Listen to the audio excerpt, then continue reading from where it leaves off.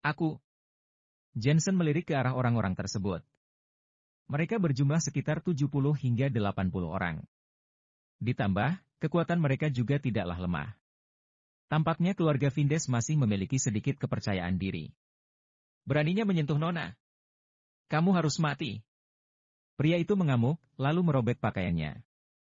Kemudian, dia mengeluarkan sebuah botol giok dan menuangkannya ke dalam telapak tangan. Tangannya putih dan lembut, bahkan lebih cantik daripada tangan wanita. Namun, kelima jarinya ramping dan pergelangan tangannya besar. Jurus ini merupakan jurus kultivasi yang unik dari sekte Katak Hitam, sekte pasukan keluarga Vindes. Setelah menuangkan ramuan warna-warni, tangannya memancarkan cahaya, seperti tangan kaca. Jurus ini adalah telapak tangan 5 racun sekte Katak Hitam. Ternyata paman benar-benar menggunakan telapak tangan 5 racun. Tidakkah itu berlebihan? Apanya berlebihan? Bocah itu menghajar Nona sampai seperti ini, dia harus diberikan pelajaran. Biarkan dia melihat kehebatannya. Semua anggota keluarga Vindes berteriak dengan marah. Saat kembali melihat pria itu, dia menggunakan jurus teknik gerakan yang unik dari sekte Katak Hitam. Tubuhnya ringan dan tidak berbentuk. Meskipun sekte Katak Hitam hebat dalam urusan senjata rahasia, ilmu ringan badan adalah latihan utama. Ilmu ringan badan ini bernama awan guanyin. Bunuh dia. Setelah dibantu berdiri, Jennifer juga sangat marah. Ilmu ringan badan ditambah dengan tangan beracun, pemuda ini tidak bisa melawannya. Sosok yang memesona berjalan mondar-mandir di sekitar Jensen, cahaya kaca juga makin berkedip-kedip. Perang. Beberapa saat kemudian, suara keras terdengar. Semua anggota keluarga Vindes tercengang dan menatap lurus. Mereka melihat dada pria itu ditinju oleh Jensen hingga terhempas keluar. Apa yang terjadi? Meskipun telah menggunakan tangan kaca dan ditambah dengan ilmu ringan badan awan guanyin, keluarga Vindes masih terhempas? Tidak disangka. Bajingan. Pria berusaha bangkit berdiri dan bergegas menyerang Jensen lagi. Dia juga tidak menyangka. Perang. Begitu mendekat, Jensen langsung melayangkan tendangan di bagian dadanya. Pria itu kembali terhempas dan kepalanya membentur hamparan bunga. Wajahnya terlihat kesakitan. Perang. Pria itu memukul tanah dan kembali menyerang Jensen. Perang. Namun, hasilnya tetap sama saja. Bagian dadanya terus-menerus diserang oleh Jensen hingga tulang dadanya patah beberapa buah. Namun, telapak tangan 5 racun miliknya sama sekali tidak bisa menyentuh Jensen. Tidak ada gunanya memiliki racun yang kuat. Beraninya kamu melukaiku. Pria itu memukul tanah untuk terakhir kalinya, lalu beberapa kali berjuang untuk bangkit, tetapi gagal. Tulang dadanya patah dan bagian organnya terguncang. Sebenarnya, sejak awal dia sudah terluka parah. Saat ini, sebuah bayangan gelap berdiri di hadapannya dan menghalangi cahaya matahari. Ternyata Jensen. Kamu mengecewakanku. Jensen menghentakkan kakinya seperti menginjak semangka. Kemudian, tengkorak pria itu pun hancur. Semua orang terdiam. Terutama kedua pemuda asing itu. Wajah mereka menjadi pucat, mereka tidak tahan dan muntah. Jennifer juga tercengang. Awalnya, dia berpikir bahwa Jensen hanyalah kaya. Jennifer tidak menyangka bahwa kemampuan seni bela diri Jensen begitu tinggi. Apalagi, Jensen begitu kejam sampai berani membunuh anggota keluarga Vindes.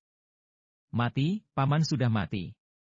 Kemudian, Jennifer merespon, habislah kamu. Kamu tidak mengetahui status keberadaan keluarga kami. Beraninya kamu membunuh orang kami. Tidak hanya kamu, keluarga dan kerabatmu akan menemanimu dimakamkan. Jensen yang memberikan mereka pelajaran dan Jensen yang membunuh adalah dua hal yang berbeda. Dendam telah dikumandangkan. Meskipun Raja Langit memohon, keluarga Vindes tidak akan memedulikannya.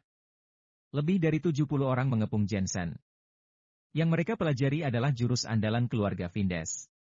Seperti ilmu ringan badan dan pemakaian racun mereka sangatlah hebat. Pada saat berada di kota Shulan, sekte Katak Hitam berbeda di tengah dunia Jianghu.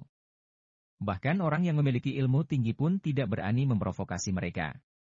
Penggunaan racun mereka terlalu hebat dan dapat membunuh orang sampai tidak berbentuk. Jensen, apakah perlu aku bantu? Patricia bertanya. Jaga saja Cindy. Jensen berseru. Kemudian, kesadaran ilahi Jensen telah tertuju kepada orang-orang ini. Jensen dapat melihat dengan jelas setiap yang mereka lakukan. Tidak peduli seberapa hebatnya ilmu ringan badan dan kuatnya racun. Semua akan terpental begitu mendekati Jensen. Perang! Jensen menyerang. Kepalan tangan dan kakinya seperti pukulan sihir. Gerakannya mematikan dan tanpa ampun. Tidak ada gunanya bagi mereka semua untuk menggunakan ilmu ringan badan. Kalau bukan kaki, maka tangan mereka yang akan patah. Semua terhempas, bahkan ada yang jatuh ke danau. Dalam waktu kurang dari 10 menit, lebih dari 70 master lumpuh dan jatuh ke tanah. Mereka semua mengerang kesakitan. Di dalam tangan Jensen masih ada satu orang. Seni bela diri orang ini memang beracun, tapi dia tidak bisa menyentuh Jensen. Keberadaan seperti apa? Jensen meraih kepalanya dan menghantamkannya dengan keras ke granit. Kepalanya hancur dan berdarah. Keluarga dan kerabatku akan dimakamkan bersamaku? Coba saja. Perang. Kerangkanya hancur.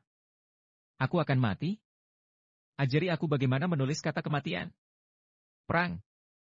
Hantaman terakhir, membunuhnya. Jennifer marah hingga wajahnya berkedut. Jensen kembali membunuh anggota keluarga Vindes. Kedua pemuda asing itu ketakutan hingga gemetaran. Orang Huasia ini terlalu kejam. Namun, saat ini, sekelompok orang masuk melalui gerbang. Orang yang pertama masuk adalah wanita asing yang mengenakan setelan jas, dengan sepatu hak tinggi dan stoking hitam pendek. Rambut panjangnya digulung, dia terlihat gesit dan bersih, layaknya dandanan seorang sekretaris. Namun, gerakan dan harismanya terlihat seperti seorang atasan. Anak muda, masalah besar ada di hadapanmu. Wanita ini fasih berbahasa Huasia, dia menatap Jensen dengan tenang. Tampak jelas, dia adalah orang yang cerdas. Dia menguasai bahasa berbagai negara dan bertanggung jawab atas semua urusan keluarga Williams. Kamu menyentuh James dan Tuan Eddie dari keluarga Williams, kamu bahkan membunuh beberapa anggota keluarga Vindes di selatan. Selain itu, kamu memberi pelajaran kepada nona tertua dari keluarga Vindes. Kamu mungkin sudah puas, tapi kamu tidak akan bisa menanggung konsekuensinya. Kemudian, dia kembali berkata dengan datar, tidak peduli apakah keluarga Vindes atau keluarga Williams, kekuatan pihak manapun bukanlah sesuatu yang dapat kamu provokasi. Keluarga Williams? Jensen menatap ke arah wanita itu dengan remeh. Di sini adalah Huasia. Keluarga Williams tidak bisa apa-apa di sini. Anak muda, pikiranmu terlalu dangkal. Kami adalah teman internasional dan dapat menggunakan kekuatan resmi untuk memblokir dirimu. Apalagi, keluarga Williams juga merupakan keluarga besar di dunia. Tidak peduli berapa banyak koneksi yang kamu miliki di Huasia, bila kami ingin membunuhmu, itu adalah perkara yang mudah. Wanita asing itu berkata perlahan, ditambah, juga masih ada keluarga Vindes. Jensen menganggukkan kepalanya. Karena kita sedang membicarakan keluarga Williams, baiklah, aku akan berunding denganmu. Orang-orangmu masuk ke kediaman pribadi tanpa persetujuanku dan mencoba melakukan pelecehan. Tindakan itu sangat tidak tahu aturan. Berbicara tentang keluarga Williams, yang muncul pertama di otaknya adalah Henry dan tentu saja bawahannya, Owen. Maaf, aku tidak menyaksikan yang kamu katakan. Wanita ini menggelengkan kepalanya. Aku hanya melihatmu menyerang keluarga Williams dan membunuh keluarga Vindes. Jadi, meskipun yang kamu katakan kebenaran, keluarga Williams akan menganggapnya sebagai fitnah. Selain itu, mungkin temanmu yang menyukai Eddie dan James? Kamu tahu, beberapa wanita di Huasia sangat murahan. Mereka sengaja mendekati pria asing untuk mendapatkan kekayaan. Keluarga Williams adalah keluarga yang sangat masuk akal. Sekarang, kesalahan ada di pihakmu. Katakan padaku, bagaimana mengatasinya? Apakah kamu mau mengganti rugi dan meminta maaf, atau terus melawan? Kalau jadi kamu, aku akan mempertimbangkan dengan hati-hati. Jangan gegabah dan merusak masa depanmu. Wanita ini menyelesaikan ucapannya dalam satu tarikan napas serta menganalisis situasinya dengan jelas. Jensen tersenyum.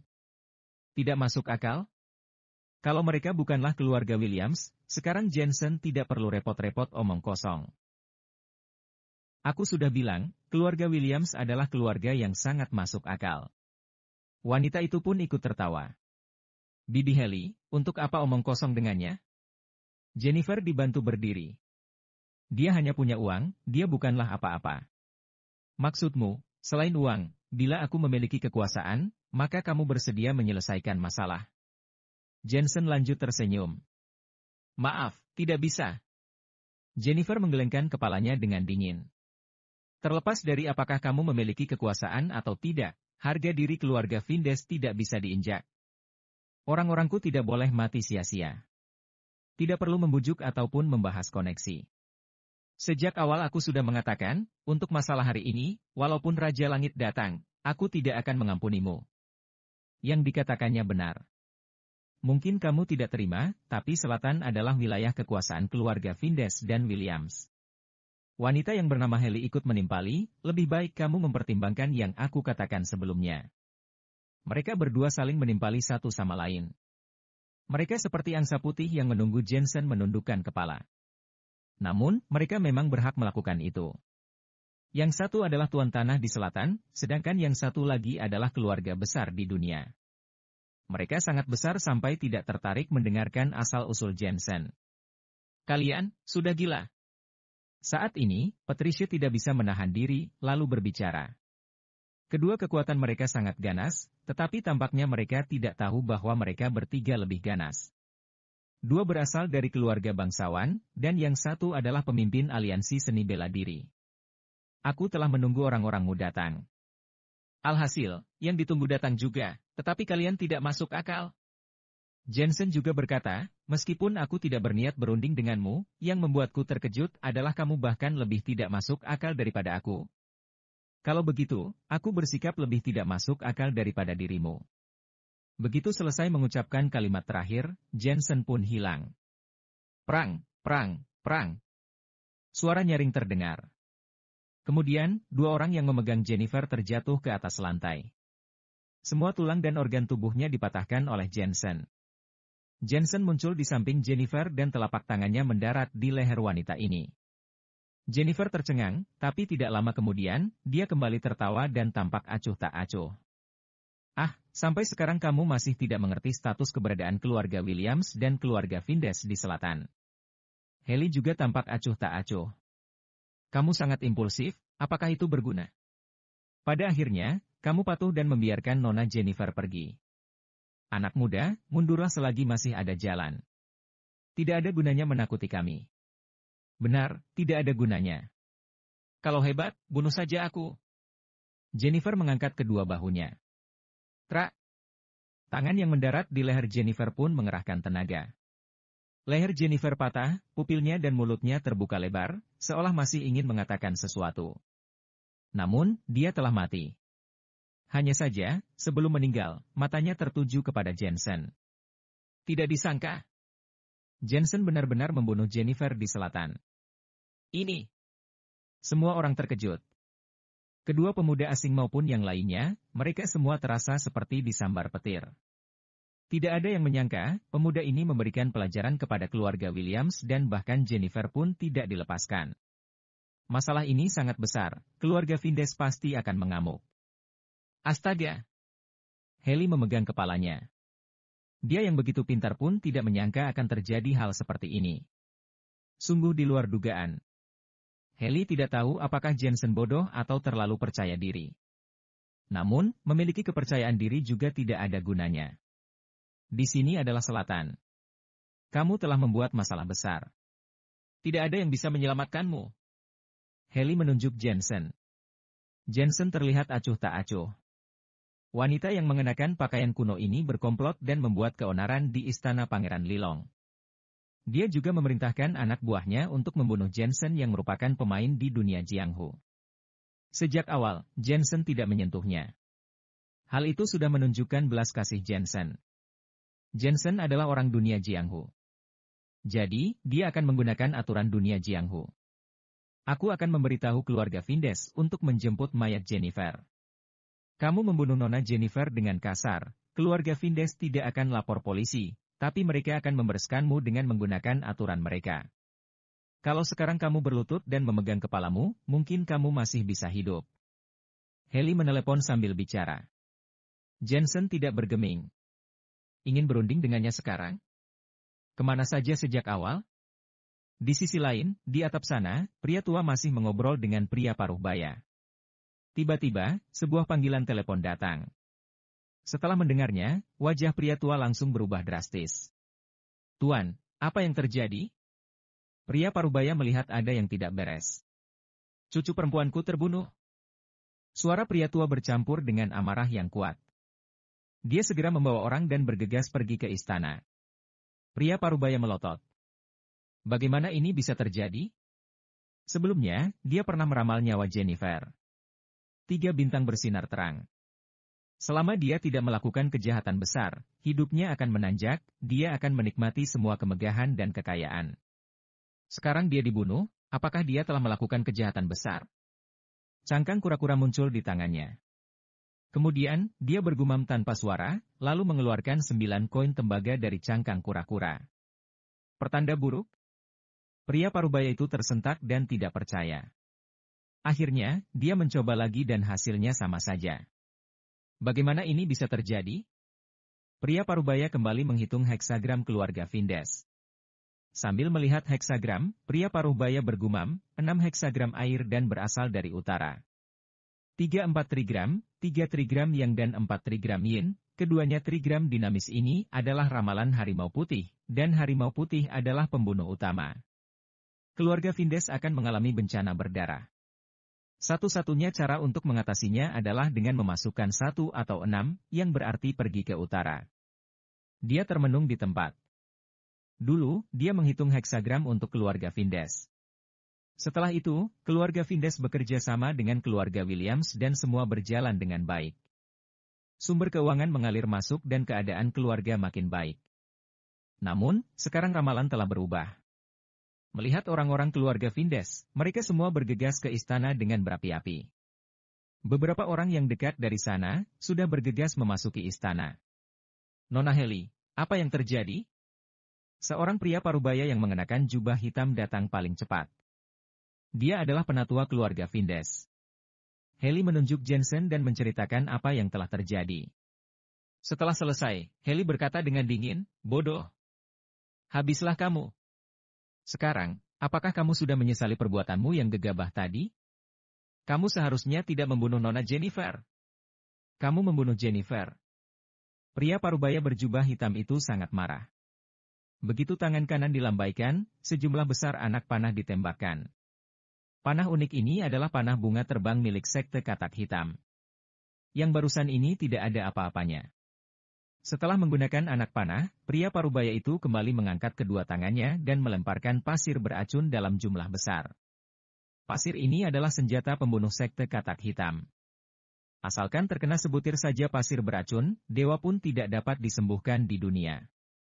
Pada masa itu, sekte katak hitam mengandalkan hal ini untuk membesarkan namanya di dunia Jianghu. Wajah Jensen berubah menjadi dingin. Orang ini menggunakan senjata tersembunyi, terutama pasir beracun, untuk meracuni semua orang. Arogan sekali. Jensen mendengus dingin. Profoun tiang kuat berembus keluar dan membentuk gelombang yang memantulkan kembali semua pasir beracun. Para ahli keluarga Vindes yang berada di villa, semuanya terkena pasir yang dipantulkan kembali. Setengah dari wajah mereka gemetar karena kesakitan. Namun, bagaimanapun, mereka adalah keluarga Vindes, mereka memiliki penawarnya. Hebat juga. Wajah pria parubaya berjubah hitam itu suram seperti air. Tapi, memangnya kenapa? Sekte katak hitam menempati selatan dan tidak ada perselisihan dengan dunia luar. Begitu datang, kamu langsung membunuh anggota sekte katak hitam, bahkan membunuh keponakanku.